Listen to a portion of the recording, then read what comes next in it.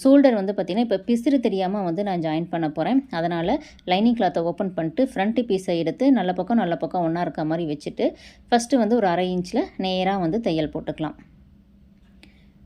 இப்போ அடுத்த சைடும் பாருங்கள், லைனிங் கிளாத்தை அந்த சைடு திருப்பிடுறேன். நகத்தில் ப்ரெஸ் பண்ணிவிட்டு ஃப்ரண்ட் பீஸை வந்து எடுத்து வச்சுக்கிறேன். நல்ல பக்கம் ஒன்றா இருக்க மாதிரி.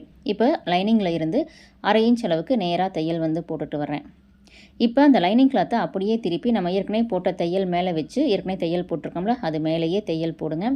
ரொம்ப நீட்டாக வரும். ஷோல்டர் வந்து பார்த்திங்கன்னா பிசிறு இல்லாமல் நமக்கு நீட்டாக இருக்கும். அடுத்த சைடு அதே மாதிரி தான் லைனிங்கை திருப்பி அப்படியே அந்த லைனிங் மேலே வச்சு ஏற்கனவே தையல் போட்டிருக்கோம். அந்த தையல் மேலேயே தையல் போடும்போது அளவு எதுவும் மாறாது. உங்களுக்கு இப்போ பாருங்களேன், எடுத்து காமிக்கிறேன். ரொம்ப அழகாக இருக்கா? அப் அண்ட் டவுன் அதெல்லாம் எதுவும் இல்லாமல் ஈவனாக கரெக்டாக வந்திருக்கு பாருங்கள். ஷோல்டருமே நமக்கு பிசிறு இல்லாமல் கரெக்டாக வந்து இருக்குது. இப்போ அடுத்த சைடும் அதே மாதிரி பாருங்கள், நேராக வந்து இருக்குது. கொஞ்சம்